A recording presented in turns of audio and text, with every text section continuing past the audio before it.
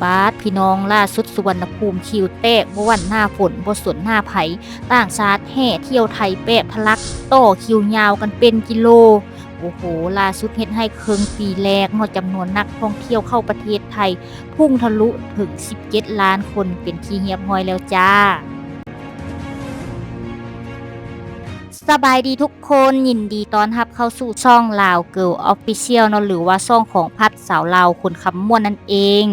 กับทักทายสบายดีและสวัสดีเนาะพี่น้องสำหรับในคลิปนี้พัดก็มีข่าวเกี่ยวกับทางด้านการท่องเที่ยวของประเทศไทยมาอัปเดตให้ทุกท่านได้เบิ่งได้ชมและก็ได้ฟังนำกันอีกแล้วโดยล่าสุดเลยพี่น้องในช่วงกลางเดือนนี้เนาะเดือนกรกฎาคมปี 2569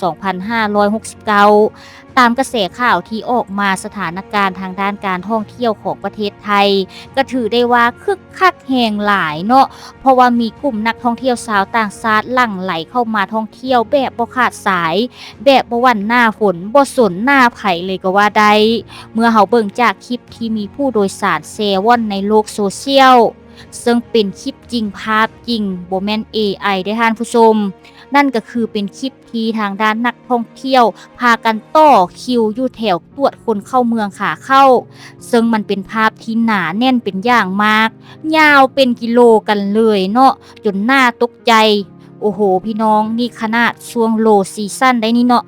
ซึ่งภาพดังกล่าวนี่นะท่านผู้ชมมันก็ได้สะท้อนให้เห็นถึงการกลับมาคึกคักของการเดินทางระหว่างประเทศและเห็นให้หลายคนก็ได้ตั้งคำถามนะว่าด้วยเหตุใดผู้โดยสารจึงลั่งไหลเข้าสู่ประเทศไทยพร้อมกันในช่วงกลางปีแบบนี้แต่ทว่าเบื้องหลังความหนาแน่นในครั้งนี้ก็คือได้เกิดมาจากหลายปัจจัยมาบรรจบกันพี่น้องโดยปัจจัยแรกเลยก็คือเริ่มจากช่วงนี้นั้นเป็นช่วงปิดภาคเรียนหรือว่าปิดเทอมฤดูร้อนของหลายประเทศในแถบยุโรปนั่นเองเนาะซึ่งเป็นฤดูการท่องเที่ยวที่สำคัญของครอบครัวและก็นักเดินทางระยะไกลเลยก็ว่าได้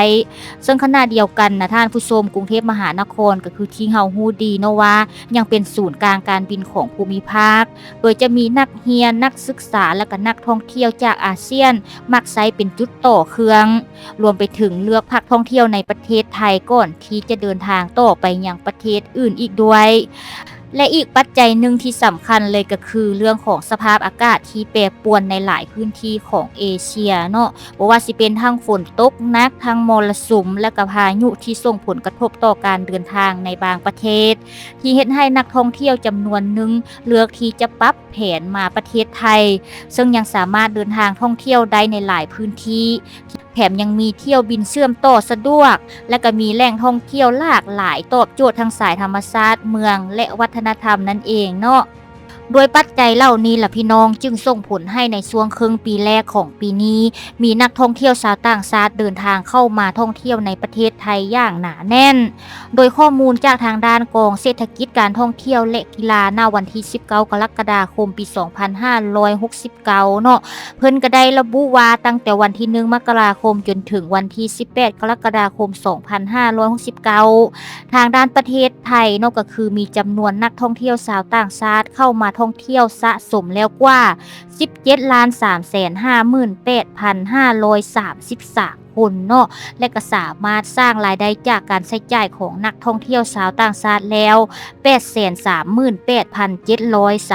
838,730 ล้านบาทนั่นเองเนาะโดยนักท่องเที่ยวชาวต่างชาติที่เดินทางเข้ามาท่องเที่ยวในประเทศไทยหลายที่สุด5อันดับแรกก็คือจะได้แก่1ประเทศจีนแผ่นดินใหญ่ท่านผู้ชมโดยมีตัวเลขนักท่องเที่ยวเข้าไทยอยู่ที่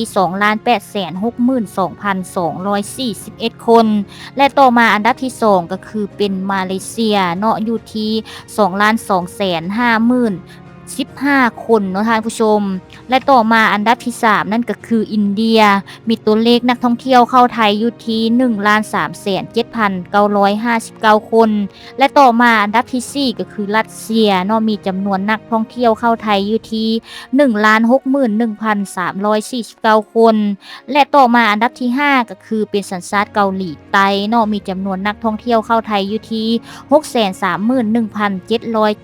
631,777 คนโอ้โห ก็ถือได้ว่าปีนี้ก็คึกคักบ่แพ้ปีกายกันเลยซึ่งข้อมูลเหล่านี้เนาะก็ได้สะท้อนให้เห็นว่าประเทศไทยยังคงเป็นหนึ่งในจุดหมายปลายทางยอดนิยมของนักเดินทางจากทั่วโลกโดยเฉพาะนักท่องเที่ยวจากจีนเอเชียตะวันออกและก็ยุโรปเนาะซึ่งเริ่มเดินทางมากขึ้นในช่วงพักผ่อนกลางปีแบบนี้แต่ถึงอย่างใดก็ตามเนาะท่านผู้ชมความคึกคักของผู้โดยสารก็ยังได้สะท้อนให้เห็นอีกด้านหนึ่งของระบบการบินเพราะว่าเมื่อมีเที่ยวบินระหว่างประเทศหลายเที่ยวลงจอดในช่วงเวลาใกล้เคียงกันผู้โดยสารจำนวนมากก็คือจะเข้าสู่พื้นที่กวดคนเข้าเมืองพร้อมกันเนาะแม้ทางด้านเจ้าหน้าที่เพิ่นจะเปิดช่องบริการอย่างเต็มกำลังแล้วแต่จำนวนช่องกวดหรือว่าพื้นที่รองรับและก็ขั้นตอนการกวดเอกสารนั้นยังมีขีดจำกัดเนาะจึงเฮ็ดให้บางช่วงเกิดมีการรอคอยหรือว่าต่อคิวที่ยาวนานกว่าปกติจนเกิดเป็นภาพในโลกโซเชียลที่เราได้เห็นหั่นล่ะท่านผู้ชมซึ่งมันก็หนาแน่นอีหลีเนาะเพราะว่าข้อมูลจากกรมประชาสัมพันธ์เพิ่นก็ได้ระบุว่าในไตรมาสแรกของปีงบประมาณปี 2569 สนามบินทั้ง6แห่งของบริษัทท่าอากาศยานไทยจำกัดมหาชนหรือว่า AOT ก็คือมีผู้โดยสารรวมกว่า 34.47 ล้านคนกันแล้วโดยเป็นผู้โดยสารระหว่างประเทศถึง 20.92 ล้านคนซึ่งขณะที่ AOT เนาะเพิ่นก็ได้ประเมินว่าตลอดปีงบประมาณ 2569 ก็คือจะมีผู้โดยสารใช้บริการรวมประมาณ 126 ล้านคนซึ่งนี่แหละเนาะพี่น้องก็ได้สะท้อนให้เห็นถึงแนวโน้มการเติบโตอย่างต่อเนื่องของอุตสาหกรรมการบินของประเทศไทยซึ่งเกี่ยวกับเรื่องนี้เนาะทางด้านผู้เชี่ยวชาญด้านการบินเพิ่นก็ได้ระบุว่าการเพิ่มประสิทธิภาพระบบตรวจหนังสือเดินทางแบบอัตโนมัติการจัดกำลังเจ้าหน้าที่ในช่วงเวลาเร่งด่วนการวางแผนเที่ยวบินล่วงหน้าและการบริหารช่วงเวลาลงจอดเที่ยวบินให้เหมาะสม